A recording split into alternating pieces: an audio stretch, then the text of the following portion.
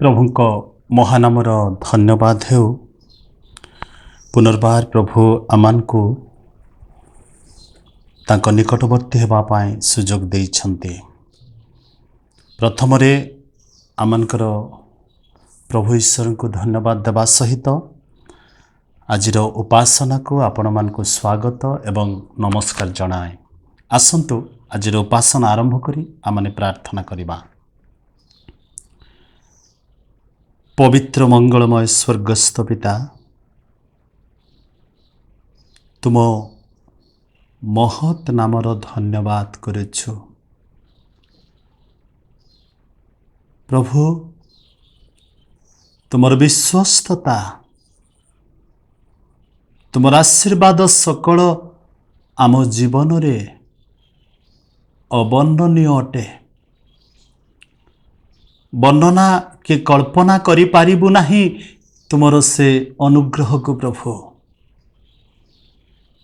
लक्ष लक्ष लोक माने जीवन रे विभिन्न प्रकार दुख कष्ट मध्य देई गति कला बेले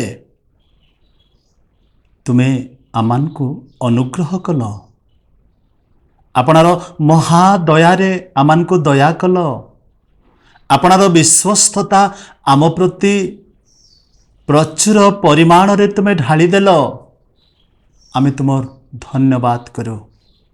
पुणी आज मध्य आसीछु तुम निकट को प्रभु, कारण जो स्थान रे मनुष्य निमंते शांति रहिछि, उद्धार रहिछि, परित्राण रहिछि, मनुष्यर सुरक्षार स्थल से स्थल होछि प्रभु जीशुंक पादतल। से जीशुंक पादतल को आमने आसीछु। पृथ्वी कंपित हेले हैं, पर्वतगण समुद्र मध्य विचलित हेले हैं, आम्भे माने भय करिबा नाही, कारण सदा प्रभु आमानकर सहवर्ती जाकुबर परमेश्वर आमानकर आश्रय अटंते। प्रभु से सुंदर वाक्य पाई आमे तुमर धन्यवाद करू। आज उपासना करिबा पाई आसीछु। तुमर उपस्थिति आम प्रत्येकंक जीवन रे प्रभु अनुभव करिबा को दियो। आउ उपासना मध्य देई तुम नाम केवल गौरवान्वित हो। जे जो स्थान रे अच्छो प्रभु सत्यरे पुणी आत्मारे तुमर उपासना करिबा पाई तुमे आमान को अनुग्रह कर। धन्यवाद दो। प्रार्थना सुनिल। उपासनार अवशिष्ट समय को पुणी आम प्रत्येकं को तुम हस्तरे दे जीशुंक नाम रे मागुअछु। आमेन। ए समय आज उपासना आरंभ करी आमने गोटे गीत गान करिबा। आउ आमानकर प्रिय भौणी अछंती से सम्मुख को आसी से गीतटी गान करिवे। हे ईश्वर तुमी रक्षा कर, आम्रा तोमारी रयेछि शरण। हे ईश्वर तुमी रक्षा कर, आम्रा तोमारी रयेछि शरण। परक झरे प्रभु तमार आशीष, ताके धन्य हबे सबार जीवन। परक झरे प्रभु तमार आशीष, ताके धन्य हबे सबार जीवन।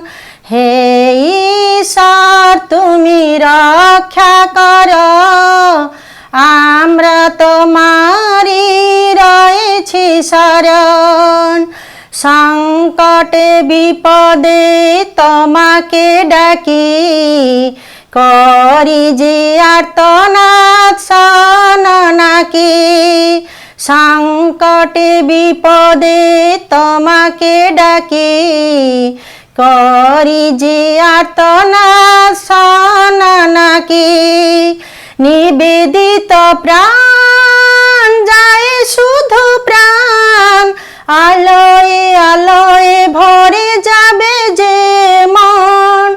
निवेदित प्राण जाए शुद्ध प्राण, आलोए आलोए भरे जाबे जे मन। हे ईश्वर तुमी रक्षा कर, आम्रा तोमारी রয়েছি শরণ। হে ঈশ্বর তুমি রক্ষা করো, আমরা তোমারই রয়েছি শরণ। তোমার আশিস প্রভু মাথায় নিয়ে পার হয়ে যায় আধার নিশা। চরণ চিহ্ন তপ শরণ করে আমরা যে পায়ে পথে দিশা। তোমার আশিস প্রভু মাথায় নিয়ে পার হয়ে যায় আধার নিশা।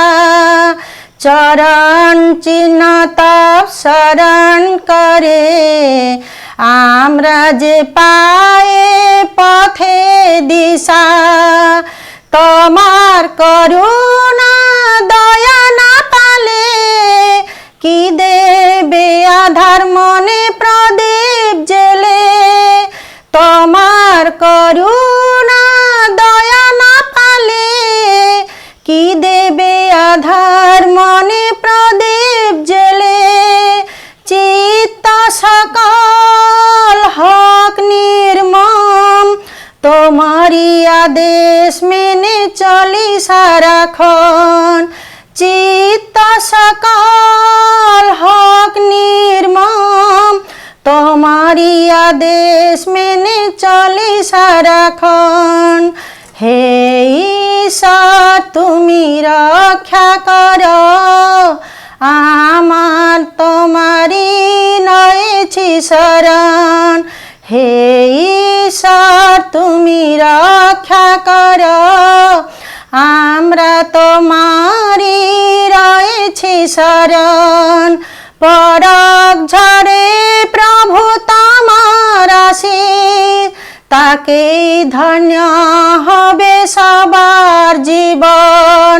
পরক ঝড়ে প্রভু তোমার আশীষ, তাকেই ধন্য হবে সবার জীবন।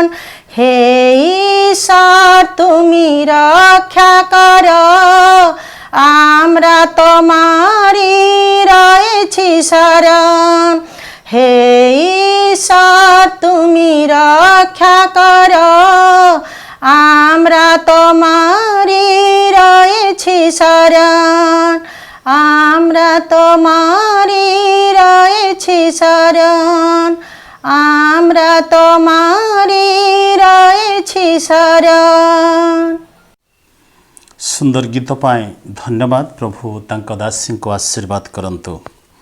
ଆଜିର ଧ୍ୟାନ ନିମନ୍ତେ ବାକ୍ୟରୁ ଆମମାନେ ଯେଉଁ ଅଂଶଟି ପଢ଼ିବା ତାହା ଆପଣମାନେ ପାଇବେ ମାଥ୍ୟୁ ଲିଖିତ ସୁସମାଚାର ତାର 11 ପର୍ବର 25ରୁ 30 ପଦର ଶେଷ ପର୍ଯ୍ୟନ୍ତ। ମାଥ୍ୟୁ 11 ଅଧ୍ୟାୟ ତାର 25 ପଦର ଆରମ୍ଭରୁ 30 ପଦର ଶେଷ ପର୍ଯ୍ୟନ୍ତ। ମୁଁ ଆମ ସମସ୍ତଙ୍କ ପାଇଁ ଏହି ଶାସ୍ତ୍ରାଂଶ ପଢ଼ୁଛି, ଆଉ ଆପଣମାନେ ମୋ ସହିତ ବାଇବଲ ଖୋଲନ୍ତୁ ଏବଂ ଧ୍ୟାନର ସହିତ ଶୁଣନ୍ତୁ। ଏ ସ୍ଥାନରେ ଏ ପ୍ରକାର ଲେଖାଯାଏ, ସେହି ସମୟରେ ଯୀଶୁ ଉତ୍ତର ଦେଲେ, ପିତ ସ୍ୱର୍ଗ ଓ ପୃଥିବୀର ପ୍ରଭୁ, ତୁମ୍ଭେ ଜ୍ଞାନୀ ଓ ବୁଦ୍ଧିମାନ ଲୋକମାନଙ୍କ ଠାରୁ ଏହି ସମସ୍ତ ବିଷୟ ଗୁପ୍ତ ରଖି ଶିଶୁମାନଙ୍କ ନିକଟରେ ପ୍ରକାଶ କଲ। ଏ ନିମନ୍ତେ ତୁମ୍ଭର ସ୍ତୁତିବାଦ କରୁଅଛି। ହଁ ପିତ, କାରଣ ଏହା ତୁମ୍ଭ ଦୃଷ୍ଟିରେ ସନ୍ତୋଷର ବିଷୟ ହେଲା। ମୋହର ପିତାଙ୍କ କର୍ତ୍ତୃକ ସମସ୍ତ ବିଷୟ ମୋ ଠାରେ ସମର୍ପିତ ହୋଇଅଛି। ଆଉ ପୁତ୍ରଙ୍କୁ କେହି ଜାଣେ ନାହିଁ, କେବଳ ପିତା ଜାଣନ୍ତି। ପୁଣି ପିତାଙ୍କୁ କେହି ଜାଣେ ନାହିଁ, କେବଳ ପୁତ୍ର ଜାଣନ୍ତି। ଆଉ ପୁତ୍ର ଯାହା ନିକଟରେ ତାହାଙ୍କୁ ପ୍ରକାଶ କରିବାକୁ ଇଚ୍ଛା କରନ୍ତି ସେ ଜାଣେ। ହେ ପରିଶ୍ରାନ୍ତ ଓ ଭାରଗ୍ରସ୍ତ ଲୋକ ସମସ୍ତେ ମୋ ନିକଟକୁ ଆସ, ମୁଁ ତୁମ୍ଭମାନଙ୍କୁ ବିଶ୍ରାମ ଦେବି।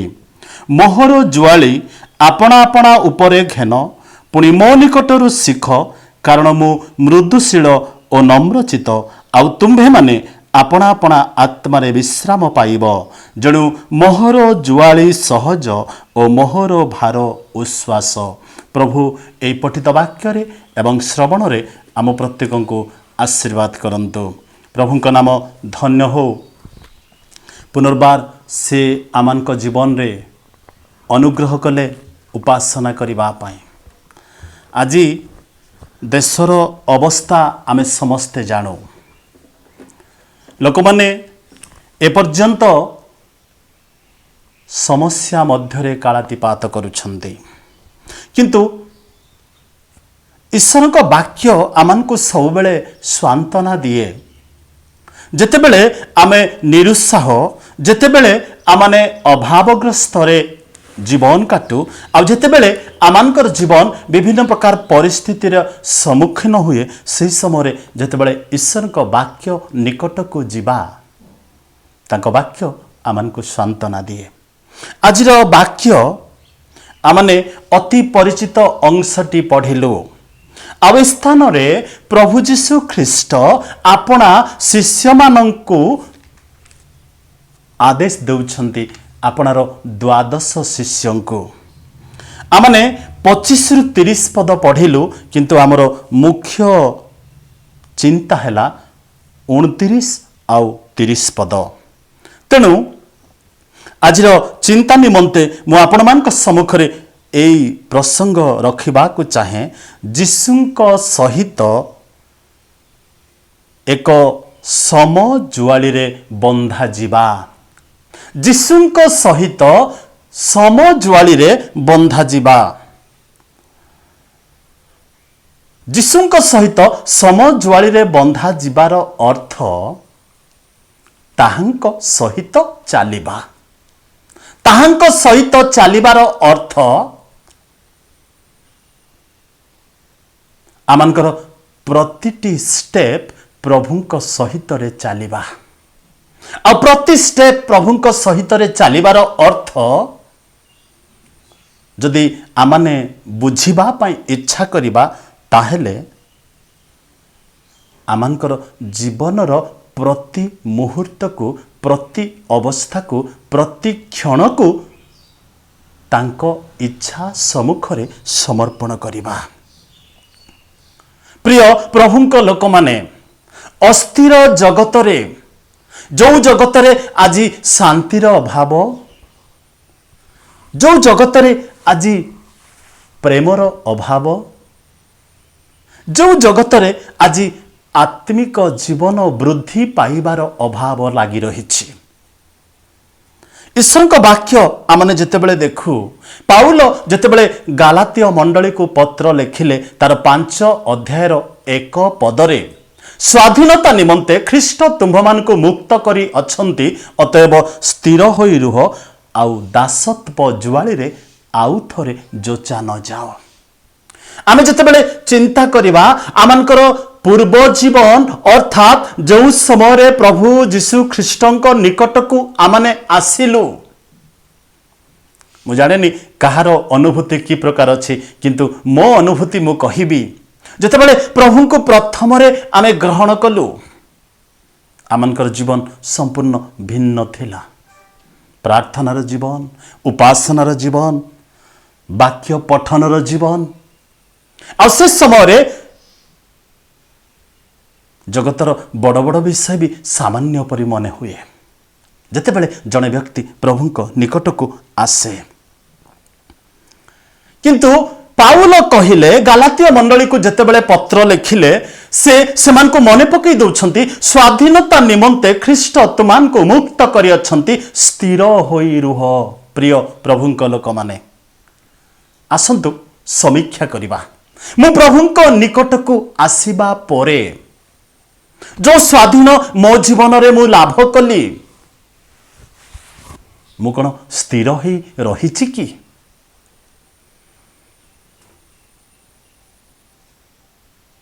आज जगत को व्यस्त करि पकाउची,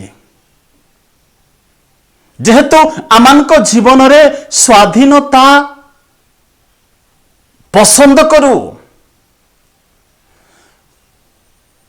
प्रेरित पुस्तक तार 15 पर्वर 10 पदरे लिखा जाए जे स्वाधीनतार अर्थ को सुन्नत बा असुन्नत व्यवस्था अधीन ना ख्रीष्टंक वाक्यर अधीन ना आत्मांक अधीन बोली वर्णना करा जाए। किंतु ख्रीष्टीय स्वाधीनता कौन? ख्रीष्टीय स्वाधीनता होची ख्रीष्टंकर अधीनता को स्वीकार करिबा। ख्रीष्टंकर अधीनता को जेतेबेले जणे व्यक्ति स्वीकार करे ताहांक सहित समजुआली रे से जोचा जाए। तेणु आपण माने दयाकरी जदि देखिबे प्रेरित पुस्तक तार 15 अध्यायर 10 पदरे ए प्रकार लिखा जाए, एणु जेउ जुआली आंभ मानक पितृपुरुष ओ आंभे माने बहिबाकू अक्षम हेलु सही जुआली शिष्य मानक कांधरे देई काहीकि आपण माने ईश्वरंकु परीक्षा करूअछंती। पाउल आ बर्नबा सेमानकु प्रश्न करूछंती, ख्रीष्ट तुमको आह्वान करियछंती, ख्रीष्ट तुमको मनोनीत करियछंती, वर्तमान व्यवस्थार अधीन रे तुम्हे माने नुह ख्रीष्टंकर अधीनता को स्वीकार कर आ ताहा हेब ख्रीष्टंक सहित समजुआली रे जोचा जीवा। पाउल से गालातीय मंडली को जेतेबेले पत्र लिखुचंती, गालातीय पुस्तक तार 5:4 पदरे से मने पकाउछंती। मु आपण मानक पई पढ़िबा को इच्छा करे, तुम्हे माने जेते लोक व्यवस्था द्वारा धार्मिक गणित हेबाको चाहुअछ, तुम्हे माने ख्रीष्टंक ठारू विच्छिन्न होइअछ, तुम्हे माने अनुग्रहरु पतित होइअछ। अर्थात ईश्वरक वाक्य कुहे व्यवस्थार अधीनर अर्थ ख्रीष्टंकर अधीनता को स्वीकार करे नाही। आओ ए स्थान रे पाउल कहंती जो माने व्यवस्थार अधीन रे अछंती से माने ख्रीष्टंक ठारू विच्छिन्न होई अछंती। आओ जो माने व्यवस्थार अधीन रे अछंती दुईटी कथा पाउल कहउछंती, ख्रीष्टंक ठारू विच्छिन्न आउ अनुग्रहरु पतित। तबे प्रिय प्रभुंक लोक माने आमाने आजी काहा सहित जोचा जाइछु? ख्रीष्टंक सहित एक समजुआली रे आमे कोन जोचा जाइछु कि? मु आपण मानकु आरंभ रे कहिली जणे व्यक्ति जेतेबेले ख्रीष्टंकर अधीनता को तांको जीवन रे स्वीकार करे आ से ख्रीष्टंक सहित जोचा जाइछंती। जगतर जुआली कौन? याकूब पुस्तक 4:4 पदरे लिखा जाए, जगतर मित्रता ईश्वरंकर शत्रुता अटे, एहा कौन जान नाही जे जगत सहित जोचा जाए, जगत सहित मित्र बा संपर्क बा बंधुत्व स्थापन करे ईश्वरंक वाक्य कहे से ईश्वरंक सहित शत्रुता स्थापन करियछि। तेणु प्रिय प्रभुंक लोक माने ख्रीष्टंक सहित जोचा जीवार अर्थ आमे जगत रे वास करिबा, जगत सहित आमनकु निश्चित भाव में जेहेतु जागतिक प्राणी जगत रे बंचिचु, जगत सहित आमनकु चालिबा को पड़िबो, किंतु ख्रीष्टंकर अधीनता ही आम जीवन रे स्वीकार करिबा आवश्यक रहिछि। तेबे आमे ख्रीष्टंक सहित जोचा जाई अछु बोली आमने परिचित हेबा। ख्रीष्टंक सहित जोचा जीवा को हेले ख्रीष्टंकर अधीनता को स्वीकार करने को पड़िबो। ख्रीष्टंक सहित जोचा जीवा को हेले ख्रीष्टंकर इच्छा को जीवन रे बुझीबा को पड़िबो। जगतर जुआली मु आपण मानकु कहिली याकूब पुस्तक 4:4 पद, पुणी जहन पुस्तक 8 अध्याय रे आमने जेतेबेले देखु से स्थान रे गोटे सुंदर कथा लिखा जाए। 8 अध्याय तार 34 पद मु आपण मानक पई पढ़िबा को इच्छा करे। जिसु सेमान को उत्तर देले, सत्य सत्य मु तुमान को कहूअछि, जे केही पाप करे से पापर दास। दास चिरकाल गृह रे रहे नाही, पुत्र चिरकाल रहे। एठी आमने देखुछु जे ଯେତେବେଳେ ଜଣେ ବ୍ୟକ୍ତି ମାଂସିକ ଅଭିଳାଷରେ ପୂର୍ଣ୍ଣ ହୋଇ ପାପ କରେ, ଈଶ୍ୱରଙ୍କ ବାକ୍ୟ କୁହେ ସେ ପାପର ଦାସ, ଅର୍ଥାତ୍ ସେ ଖ୍ରୀଷ୍ଟଙ୍କ ସହିତ ଯୋଚା ଯାଇ ନାହିଁ।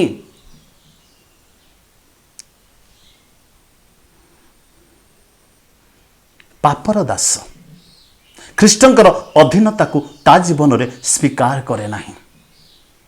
ତେଣୁ ଆଜି ଏ ଲକଡାଉନ୍ ସଟଡାଉନ୍ ପରିସ୍ଥିତିରେ ମୁଁ ଆପଣମାନଙ୍କୁ ଏଇଆ କହିବାକୁ ଚାହେଁ, ଆସନ୍ତୁ ପ୍ରିୟ ପ୍ରଭୁଙ୍କ ଲୋକମାନେ, ଆମେ ଖ୍ରୀଷ୍ଟଙ୍କର ଅଧୀନତାକୁ ଆମ ଜୀବନରେ ସ୍ୱୀକାର କରିବା।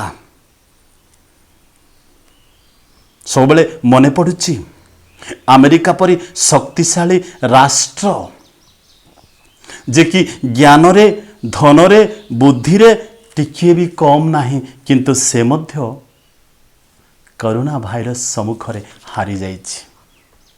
ଏହା ଆମକୁ ପ୍ରମାଣ ଦିଏ, ଈଶ୍ୱରଙ୍କ ବାକ୍ୟ କୁହେ ନା ବଳରେ ନୁହେଁ କି ଜ୍ଞାନରେ ନୁହେଁ କିମ୍ବା ବୁଦ୍ଧିରେ ନୁହେଁ, ମାତ୍ର ସଦାପ୍ରଭୁଙ୍କ ଅନୁଗ୍ରହରେ ମନୁଷ୍ୟ ବଞ୍ଚିବ।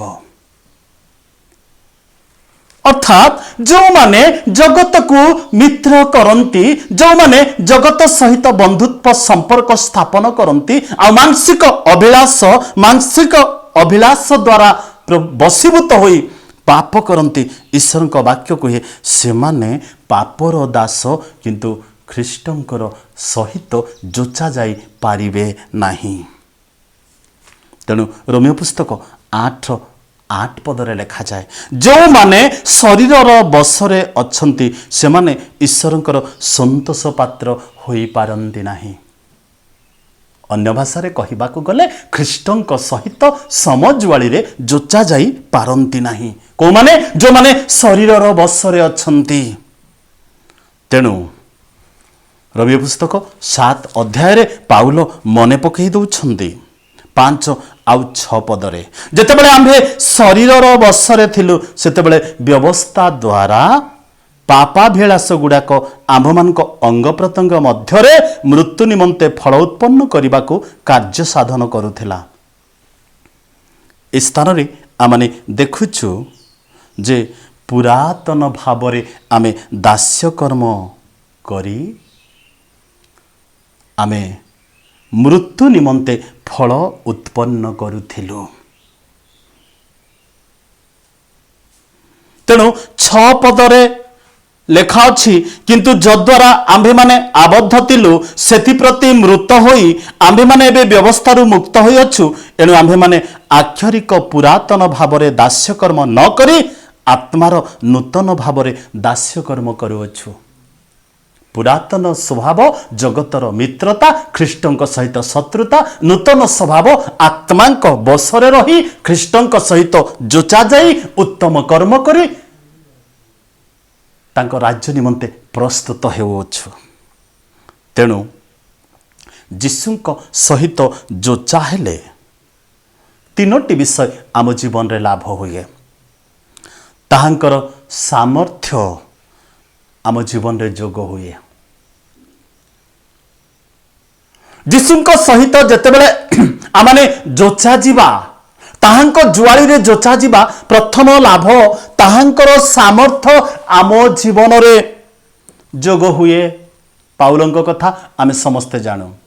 ଯେତେବେଳେ ସେ ଖ୍ରୀଷ୍ଟଙ୍କ ସହିତ ନିଜକୁ ସାମିଲ କଲେ, ତାଙ୍କ ସହ ଯୋଚା ଗଲେ, ଆଉ ଖ୍ରୀଷ୍ଟଙ୍କର ସାମର୍ଥ୍ୟ ତାଙ୍କ ଜୀବନକୁ ଆସିଲା, ଆଉ ଈଶ୍ୱରଙ୍କ ବାକ୍ୟ କୁହେ ତାହାଙ୍କର ଲୁଗା ଛୁଇଁ ରୋଗୀମାନେ ସୁସ୍ଥ ହେଉଥିଲେ। ଦ୍ୱିତୀୟ ବିଷୟ କ'ଣ? ପ୍ରଥମ ତାହାଙ୍କର ସାମର୍ଥ୍ୟ ଆସେ, ଆଉ ତାହାଙ୍କର ଧାର୍ମିକତା ଆମ ଜୀବନକୁ ଆସେ। ଖ୍ରୀଷ୍ଟଙ୍କର ଧାର୍ମିକତା ଆଉ ତାହାଙ୍କର ତୃତୀୟ କଥା ତାହାଙ୍କର ପବିତ୍ରତା ଆମ ଜୀବନକୁ ସଞ୍ଚାର କରେ। His ability, his righteousness and his holiness. ତାହାଙ୍କର ସାମର୍ଥ୍ୟ, କେପାବିଲିଟି, ତାହାଙ୍କର ଦକ୍ଷତା, ତାହାଙ୍କର ଧାର୍ମିକତା, ତାହାଙ୍କର ପବିତ୍ରତା। ଯେତେବେଳେ ଜଣେ ବ୍ୟକ୍ତି ଖ୍ରୀଷ୍ଟଙ୍କ ସହିତ ସମଜୁଆଳିରେ ଯୋଚା ଯାଏ, ଏ 3ଟି ବିଷୟ ତାଙ୍କ ଜୀବନକୁ ଆସେ। ताहेले प्रिय प्रभुଙ୍କ ଲୋକମାନେ ଖ୍ରୀଷ୍ଟଙ୍କ ସହିତ ସମଜୁଆଳିରେ ଯୋଚା ଯିବାକୁ ହେଲେ ଆମକୁ କ'ଣ କରିବାକୁ ପଡ଼ିବ? ମୁଁ ଆପଣମାନଙ୍କୁ କହିଲି ଖ୍ରୀଷ୍ଟଙ୍କ ସହିତ ସମଜୁଆଳିରେ ଯୋଚା ଗଲେ ତାହାଙ୍କର ସାମର୍ଥ୍ୟ ଆପଣଙ୍କ ଜୀବନକୁ ମୋ ଜୀବନକୁ କାର୍ଯ୍ୟକାରୀ କରିବ, ତାହାଙ୍କର ପବିତ୍ରତା ଆମ ଜୀବନକୁ ଆସିବ, ତାହାଙ୍କର ଧାର୍ମିକତା ଆମ ଜୀବନକୁ ଆସିବ। ଆଉ ତେଣୁ ଈଶ୍ୱରଙ୍କ ବାକ୍ୟରେ ଲେଖା ଅଛି ଖ୍ରୀଷ୍ଟଙ୍କ ସହିତ ଯୋଚା ଯିବାକୁ ହେଲେ ସମୟ କ୍ଷେପଣ କରିବାକୁ ପଡ଼ିବ। କେଉଁଥିରେ? ଈଶ୍ୱରଙ୍କ ବାକ୍ୟରେ। ଆମମାନଙ୍କୁ ଅଳ୍ପ ଦେଖିବା ଯିଶାୟା ପୁସ୍ତକ ତାର 50 ଅଧ୍ୟାୟର 4 ପଦରେ ଈଶ୍ୱରଙ୍କ ବାକ୍ୟ ଆମମାନଙ୍କୁ କ'ଣ କୁହେ? ତାହାଙ୍କ ସହିତ ଯୋଚା ଯିବାକୁ ହେଲେ ତାହାଙ୍କ ସାଙ୍ଗରେ ଆପଣାକୁ ସମର୍ପିତ କରିବାକୁ ହେଲେ ଆମମାନଙ୍କୁ ସମୟ ଅତିବାହିତ କରିବାକୁ ପଡ଼ିବ। ଯିଶାୟା ପୁସ୍ତକ 50ର 4 ପଦରେ ଲେଖାଯାଏ, ମୁଁ ଯେପରି କ୍ଳାନ୍ତ ଲୋକଙ୍କୁ ବାକ୍ୟ ଦ୍ୱାରା ସୁସ୍ଥିର କରିପାରିବି, ଏଥିପାଇଁ ପ୍ରଭୁ ସଦାପ୍ରଭୁ ମୋତେ ଶିକ୍ଷିତ ଲୋକମାନଙ୍କର ଜିହ୍ବା ଦେଇଅଛନ୍ତି। ସେ ପ୍ରତି ପ୍ରଭାତ ଜାଗ୍ରତ କରାନ୍ତି, ଶିକ୍ଷିତ ଲୋକ ପରି ଶୁଣିବା ପାଇଁ ସେ ମୋହର କର୍ଣ୍ଣକୁ ଜାଗ୍ରତ କରନ୍ତି। ଈଶ୍ୱର ଆମକୁ ଶିକ୍ଷିତ କରିବା ପାଇଁ ଇଚ୍ଛା କରନ୍ତି। କେତେବେଳେ? ଯେତେବେଳେ ତାହାଙ୍କ ସହ ଏକ ଜୁଆଳିରେ ଯୋଚା ଯିବା। ଆମକୁ ଈଶ୍ୱରଙ୍କ ବାକ୍ୟରେ ନିଜକୁ ଶିକ୍ଷିତ କରିବା ନିତାନ୍ତ ଆବଶ୍ୟକ। ଆପଣମାନେ ଅନେକଙ୍କର ଜୀବନୀ ଶୁଣିଥିବେ, ଈଶ୍ୱରଙ୍କ ଦାସମାନେ, ମହାନ ଦାସମାନେ ସୁନ୍ଦର ବାକ୍ୟ ପ୍ରଚାର କରନ୍ତି, ଈଶ୍ୱରଙ୍କର ବାକ୍ୟ ଉପରେ ଗଭୀର ଜ୍ଞାନ ଥାଏ, କିନ୍ତୁ ଜାଗତିକ ଯୋଗ୍ୟତା ସେମାନଙ୍କର ନଥାଏ। ଆମକୁ ସମୟ କ୍ଷେପଣ କରିବାକୁ ପଡ଼ିବ। ଈଶ୍ୱର ଆମକୁ ଶିକ୍ଷିତ କରାନ୍ତି। ଗୀତ ସଂହିତା ତାର 32ର 8-9 ପଦରେ ଲେଖାଯାଏ, ମୁଁ ତୁମ୍ଭକୁ ଉପଦେଶ ଦେବି, ତୁମ୍ଭର ଗନ୍ତବ୍ୟ ମାର୍ଗ ସକଳ ତୁମ୍ଭକୁ ଦେଖାଇବି। ପ୍ରିୟ ପ୍ରଭୁଙ୍କ ଲୋକମାନେ, ତାହାଙ୍କ ସହିତ ସମଜୁଆଳିରେ ଯୋଚା ଯିବାକୁ ହେଲେ ଆମକୁ ସମୟ କ୍ଷେପଣ କରିବାକୁ ପଡ଼ିବ।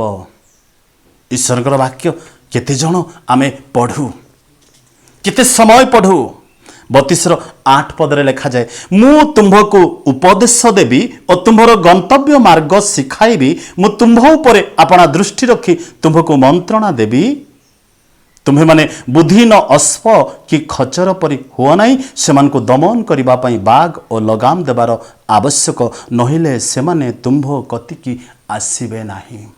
ଏଠି ଭକ୍ତଦାସ ଦାଉଦ କୁହନ୍ତି, ଯଦି 32ର ଆରମ୍ଭରୁ ଆପଣ ପଢ଼ିବେ, ସେ ଲୋକ ଧନ୍ୟ ଯାହାର ପାପ କ୍ଷମା ହେଇଛି, ସେ ଲୋକ ଧନ୍ୟ ଯେ ପ୍ରଭୁଙ୍କ ନିକଟରେ ନିଜକୁ ସମର୍ପିତ କରେ। ଆଉ ଈଶ୍ୱରଙ୍କ ବାକ୍ୟ ତାଙ୍କ ବିଷୟରେ କୁହନ୍ତି ଯେ ମୁଁ ତୁମକୁ ଉପଦେଶ ଦେବି, ଗନ୍ତବ୍ୟ ମାର୍ଗ ଶିଖାଇବି, ଆପଣା ଦୃଷ୍ଟି ରଖି ତୁମକୁ ମନ୍ତ୍ରଣା ଦେବି। ଖ୍ରୀଷ୍ଟଙ୍କ ସହିତ ଯୋଚା ଯିବାକୁ ହେଲେ ସମୟ କ୍ଷେପଣ କରିବାକୁ ପଡ଼ିବ ତାଙ୍କ ବାକ୍ୟରେ। ତେଣୁ ଯିଶାୟା ପୁସ୍ତକ 50ର 4 ପଦରେ ଆମେ ଦେଖିଲୁ ଈଶ୍ୱର ଆମକୁ ଶିକ୍ଷିତ କରିବା ପାଇଁ ଚାହାନ୍ତି। ଗୀତ ସଂହିତା 32ରେ ଆମେ ଦେଖିଲୁ ସେ ଆମକୁ ଉପଦେଶ ଦିଅନ୍ତି ଆପଣା ବାକ୍ୟ ମଧ୍ୟ ଦେଇ। ଈଶ୍ୱରଙ୍କ ବାକ୍ୟରେ ଲେଖାଯାଏ ସେ ବାକ୍ୟ ପଠାଇ ସୁସ୍ଥ କରନ୍ତି, ବାକ୍ୟ ପଠାଇ ସୁସ୍ଥ କରନ୍ତି, ବାକ୍ୟ ପଠାଇ ଶିକ୍ଷିତ କରନ୍ତି, ବାକ୍ୟ ପଠାଇ ଆରୋଗ୍ୟ କରନ୍ତି। ଗୀତ ସଂହିତା 25 ଗୀତର 4 ପଦରେ ଲେଖା ଅଛି, ହେ ସଦାପ୍ରଭୁ ତୁମ୍ଭର ପଥ ସବୁ ମୋତେ ଦେଖାଅ, ତୁମ୍ଭର ମାର୍ଗ ସବୁ ମୋତେ ଶିଖାଅ। ଈଶ୍ୱରଙ୍କର ବାକ୍ୟରେ ତାହାଙ୍କର ଗନ୍ତବ୍ୟ ପଥରେ ଆମକୁ ଚାଲିବା ନିତାନ୍ତ ଆବଶ୍ୟକ, ଯଦି ଆମେ ତାଙ୍କ ସହିତ ସମଜୁଆଳିରେ ଯୋଚା ହେବା ପାଇଁ ଇଚ୍ଛା କରୁ। ଆଉ ଗୀତ ସଂହିତା 86ର 11 ପଦରେ ଲେଖାଯାଏ, ମୋତେ ଏକମନା କରାଅ ତୁମ୍ଭ ନାମକୁ ଭୟ କରିବା ପାଇଁ। ଈଶ୍ୱରଙ୍କ ପ୍ରତି ମନୋଯୋଗୀ, ଏକ ମନୋଯୋଗୀ, ଏକ ମନ ହେବା ନିତାନ୍ତ ଆବଶ୍ୟକ। ପ୍ରିୟ ପ୍ରଭୁଙ୍କ ଲୋକମାନେ, ତାହାଙ୍କ ସହିତ जोचा जीवाकु हेले आमने केवल मु ख्रीष्टଙ୍କ सहित जोचा जीवी कहिले यथेष्ट नाई बरं तांको वाक्य समय क्षेपण करने आवश्यक। ईश्वर सहित जोचा जीवा कहले प्रथम कथा मु आपन को कहली ताहांकर वाक्य समय क्षेपण करने आउ दुई प्रकार भाव आम देखा अपेक्षा करने केमती अपेक्षा करने धीरतारे स्थिरतारे विश्वासरे ताहांकर कार्य को ताहांकर समय को मो जीवन रे अपेक्षा करने आवश्यक। ईश्वर वाक्य लेखा अच्छी जो माने सदा प्रभुंकर अपेक्षा करती से माने नुआ नुआ बड़ पाती जिसाय पुस्तक 40:31 पदरे आ से माने उत्कृष्ट पक्षी परी ऊपर को उड़ती श्रांत न होई दौड़ती क्लांत न होई गमन करती।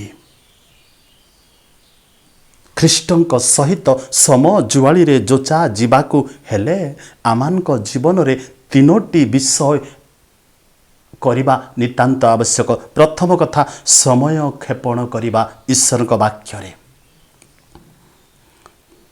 जीशुଙ୍କ सहित जोचा हेले मु आपन को कहली तीनोटी विषय आम जीवन रे लाभ हेबो ताहांकर सामर्थ्य आम जीवन रे आसीबो ताहांकर धार्मिकता आम जीवन रे आसीबो ताहांकर पवित्रता मध्य आम जीवन रे आसीबो। आ द्वितीय कथा प्रथम कथा जे ताहांकर वाक्य रे समय क्षेपण करिबा आवश्यक पुणी ताहांकर प्रति अपेक्षा करिबा आवश्यक। द्वितीय विषय अन्वेषण करिबा कार अन्वेषण करिबा सदा प्रभुंकर अन्वेषण करिबा सदा प्रभुंकर अन्वेषण करिबा। गीत संहिता 27 गीतर 4 पदर लेखा जाए मु सदा प्रभुंकर सौंदर्य देखिबा पाई और ताहांक मंदिर रे अनुसंधान करिबा पाई जेपरि जावज्जीवन सदा प्रभुंक गृह रे वास करिबी एही एक विषय मु सदा प्रभुंक निकट रे मागी अछि ताहा ही मु अन्वेषण करिबी। एठी गीत रचक भक्त दाऊद कहते मो जीवन में गोटे विषय आवश्यक रही मु सदा प्रभुंक गृह रे वास करिबी till until and unless I get the blessing from God just I will wait। Dawood कहते एही एक विषय मु सदा प्रभुंक निकट रे मागी अछि ताहा ही मु अन्वेषण करिबी। कौन से विषय सदा प्रभुंकर सौंदर्य देखिबा आउ ताहांकर मंदिर रे अनुसंधान करिबा। प्रिय प्रभुंक लोक माने ख्रीष्टଙ୍କ सहित एक जुआली रे जोचा जीवाकु हेले आमानकु ख्रीष्टଙ୍କର अन्वेषण करिबाकु पड़िबो। अपेक्षा करिबा आउ अन्वेषण करिबा अर्थात ताहांकु खोजिबा। आमने वाक्य रे जानो जो माने सदा प्रभु को खोजी अछंती से माने ताहांकर उद्देश्य पाई अछंती। गीत संहिता 63 तार 1-8 पदरे जदि आपण माने केतेबेले समय पाइबे से स्थान रे लेखा जाए हे सदा प्रभु जत्न रे मु तुम्भर अन्वेषण करिबी। सदा प्रभुंकर केमती अन्वेषण करा जाए जेतेबेले जागतिक संपत्तिर अन्वेषण करा जाए जत्न रे नुह बरंच ध्यानर सहित नुह किंबा विश्वस्ततार सहित नुह अनेक समय किंतु ईश्वरंकर जेतेबेले अन्वेषण करा जाए ए स्थान लेखा जाए जत्न रे ध्यान रे सदा प्रभुंकर अन्वेषण करिबी।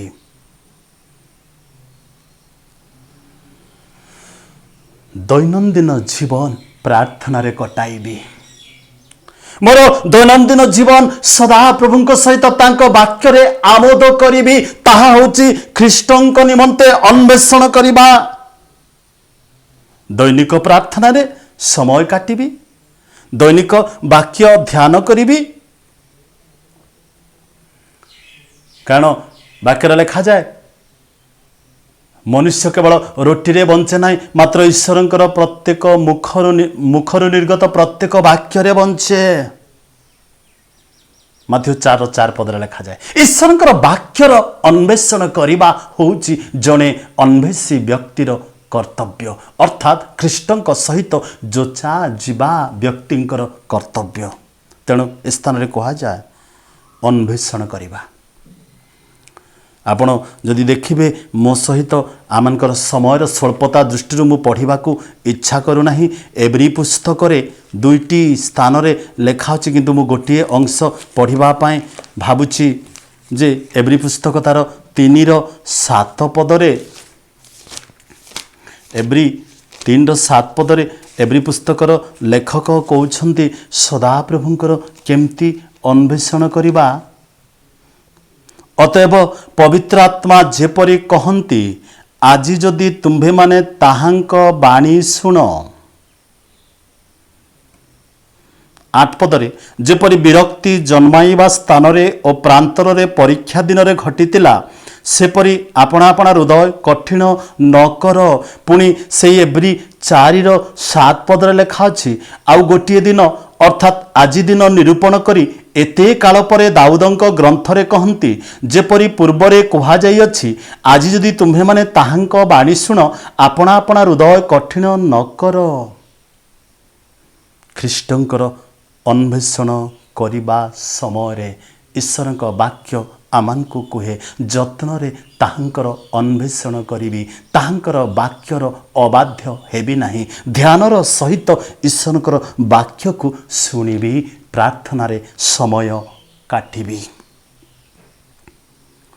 ଲେଖା ଅଛି ତା ତଳପଦମାନଙ୍କରେ, ଯେତେବେଳେ ପ୍ରାନ୍ତରରେ ଇସ୍ରାଏଲ ଲୋକମାନେ ଆମମାନଙ୍କର ପିତୃପୁରୁଷମାନେ ସଦାପ୍ରଭୁଙ୍କର ଅବାଧ୍ୟ ହେଲେ, ତାହାଙ୍କର ବାକ୍ୟ ଶୁଣିଲେ ନାହିଁ, ସେମାନଙ୍କ ଜୀବନରେ ଯେଉଁ ପରିସ୍ଥିତି ଆସିଲା, ସେ ପ୍ରକାର ସଦାପ୍ରଭୁଙ୍କୁ ଅନ୍ୱେଷଣ ନ କରି ଗୀତରଚକଙ୍କ କହିବା ଅନୁସାରେ ଯତ୍ନରେ ତାହାଙ୍କର ଅନ୍ୱେଷଣ କର।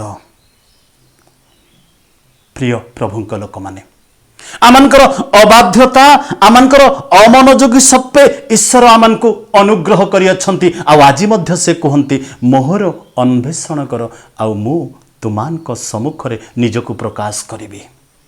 ମୋ ସହିତ ଯୋଚା ଯାଅ, ଆଉ ତୁମ ଜୀବନରେ ମୋହର ସାମର୍ଥ୍ୟ, ମୋହର ଧାର୍ମିକତା, ମୋହର ପବିତ୍ରତା ବାସ କରିବ, ଆଉ ତାହା ତୁମାନଙ୍କୁ ପଥ ଦେଖାଇବ। ପ୍ରଥମ କଥା ମୁଁ କହିଲି, ଈଶ୍ୱରଙ୍କ ସହିତ ଯୋଚା ଯିବାକୁ ହେଲେ ଅପେକ୍ଷା, ଦ୍ୱିତୀୟ କଥା ଅନ୍ୱେଷଣ କରିବା, ଆଉ ତୃତୀୟ ବିଷୟ ଲେଖାଯାଏ ସହଭାଗିତାର ଜୀବନ। ପ୍ରେରିତ ପୁସ୍ତକ 2:42 ପଦରେ ଆମେ ଦେଖୁ ଆଦ୍ୟ ମଣ୍ଡଳୀରେ କି ପ୍ରକାର ସହଭାଗିତା ଥିଲା। ସେମାନଙ୍କର ସହଭାଗିତା ଖ୍ରୀଷ୍ଟଙ୍କ ସହିତ ଯୋଚା ଯିବାରେ ସେମାନଙ୍କୁ ସାହାଯ୍ୟ କରିପାରିଛି। ପ୍ରେରିତ 2:42 ତାର 46, 47, ଏବ୍ରି ପୁସ୍ତକ 3:13 ପଦରେ ମଧ୍ୟ ଲେଖା ଅଛି, ସହଭାଗିତାର ଜୀବନ ନିତାନ୍ତ ଆବଶ୍ୟକ।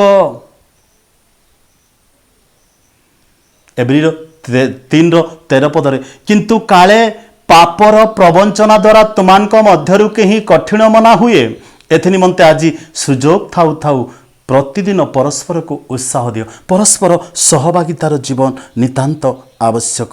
ଈଶ୍ୱରଙ୍କର ସହବର୍ତ୍ତୀର ଜୀବନ ନିତାନ୍ତ ଆବଶ୍ୟକ। ଯୋହନ ପୁସ୍ତକ 5:17 ପଦରେ ଲେଖାଯାଏ, କ୍ରୁଶ ବହନ କରି ତାହାଙ୍କ ପଛେ ପଛେ ଚାଲିବା। ଲୁକ 9:23 ପଦରେ ଲେଖାଯାଏ, ଯେ ମୋର ଶିଷ୍ୟ ହେବାକୁ ଇଚ୍ଛା କରେ, ଯେ ମୋ ସହିତ ଯୋଚା ଯିବାକୁ ଇଚ୍ଛା କଲେ, ତାହେଲେ ସେ ଆପଣା କ୍ରୁଶ ଘେନି ମୋହର ପଛେ ପଛେ ଆସୁ। ସହଭାଗିତା ଜଣେ ଅନ୍ୱେଷୀ ବ୍ୟକ୍ତିର ଜୀବନରେ ନିତାନ୍ତ ଆବଶ୍ୟକ। ଜଣେ ଶିକ୍ଷକର ଜୀବନରେ ସହଭାଗିତାର ଜୀବନ ନିତାନ୍ତ ଆବଶ୍ୟକ। ତେଣୁ ପ୍ରିୟ ପ୍ରଭୁଙ୍କ ଲୋକମାନେ, ଆମେ ଜାଣୁ ପ୍ରଭୁଙ୍କ ସହିତ ଯୋଚା ଯିବାକୁ ହେଲେ ଆମମାନଙ୍କୁ ତାଙ୍କର ଅନ୍ୱେଷଣ କରିବାକୁ ପଡ଼ିବ, ତାହାଙ୍କର ଅପେକ୍ଷା କରିବାକୁ ପଡ଼ିବ, ଆଉ ତାହାଙ୍କ ସହିତ ସହଭାଗିତା ବା ସମ୍ପର୍କ ସ୍ଥାପନ କରିବାକୁ ପଡ଼ିବ। ପ୍ରିୟ ପ୍ରଭୁଙ୍କ ଲୋକମାନେ, এই ଯେଉଁ ବର୍ତ୍ତମାନ ଜଗତର ପରିସ୍ଥିତି ଅତି ଜଟିଳ, ସମସ୍ତଙ୍କୁ ଭୟ ଆଉ ଦୁଶ୍ଚିନ୍ତା, ମୃତ୍ୟୁ ପାଇଁ ଭୟ, मृत्यु पाई कौ माने भय करती जो माने ख्रीष्टंक सहित जोचा न जाती तेणु प्रभुंक लोक माने प्रभुंक सहित जोचा जीवा लोक माने मृत्यु पाई आमनकर भय करिवार आवश्यक नाही। आसंतु ख्रीष्टंक सहित आहुरी आमनकर सहभागिता को संपर्क को दृढ़ रूपे स्थापन करिबा कारण तांकर वाक्य कहे हे परिश्रांत और भारग्रस्त लोक समस्ते मो निकट को आस मु तुमान को विश्राम देवी मोहर जुआली आपणा आपणा उपरे घेन पुणी मो निकटर शिख। ख्रीष्ट कौन मु मृदुशील अनम्रचित ताहांकर मृदुता ताहांकर नम्रता ताहांकर धार्मिकता ताहांकर पवित्रता आपणक जीवन रे आ मो जीवन रे आसीबो जेतेबेले आमे तांको सह सम जुआली रे जोचा जीवा। जेतेबेले आमे हायर क्लास को जाई न थाउ मनरे चिंता आसे ए उच्च क्लास को गले मु केमती पाठ पढ़िबी। उच्च क्लास को जीवा पाई आमन को प्रथम जीवा को पड़े धीरे धीरे आमने पाठ बुझी परिबा ज्ञान आहरण करि परिबा आउ से पाठ करिबा पाई सामर्थ्य मध्य हे परिबा। ठीक सही प्रकार ख्रीष्टंक सहित जोचा जीवा कहले आमन को तांको वाक्य रे समय क्षेपण करिबा को पड़िबो तांको आडे अपेक्षा करिबा को पड़िबो आउ ताहांकर अन्वेषण करिबा आउ ताहांको सहित सहभागिता बा संपर्क स्थापन करिबा। आउ ईश्वर का वाक्य कहे जणु मोहर जुआली सहज और मोहर भार उश्वास। प्रभु आपण को पुणी मते आम समस्त को आशीर्वाद करंतु ताहांक सहित जोचा जीवा पाई ताहांकर सामर्थ्य रे आमन को से अनुग्रह करंतु। आसंतु आमने प्रार्थना करिबा। स्वर्गीय पिता धन्यवाद करुछु सुंदर समय पाए तुम नाम धन्य हो प्रभु एपर्यंत तुम्हें आमान को सुरक्षा देल प्रभु आमान को अनुग्रह कर आमाने जेभली तुम सहित जोचा जाई तुम राज्य निमंते आपना को प्रस्तुत करू सबु अमंगलरू शारीरिक असुस्थतारू मानसिक समस्यारू पुणी आत्मिक जीवन रे आम प्रत्येक को तुम्हें अनुग्रह आ आशीर्वाद रे पूर्ण कर मंडली को मंडलीर प्रत्येक परिवार को प्रभु तुम्हें दया कर। ए कोरोना भाइरस जो वृद्धि पाउछि प्रभु तुम्हें नियंत्रण कर तुम इच्छा केवल आम राज्य रे स्थापित हेउ सकल गौरव महिमा संभ्रम तुमको दे जीशुंक नाम रे मागुअछु। आसंतु आमने समस्ते आदर्श प्रार्थना करिबा।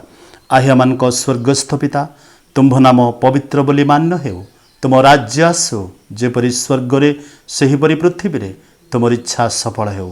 आज आमान को प्रयोजनीय आहार दियो आम्भे माने जेपरि निज निज अपराधी मान को क्षमा करिअछु सेहिपरि आमान को अपराध सकल क्षमा कर। परीक्षा रे आमान को आनो नाही मात्र मंदरु रक्षा कर जनु राज्य पराक्रम गौरव जुगे जुगे तुम्भर आमेन।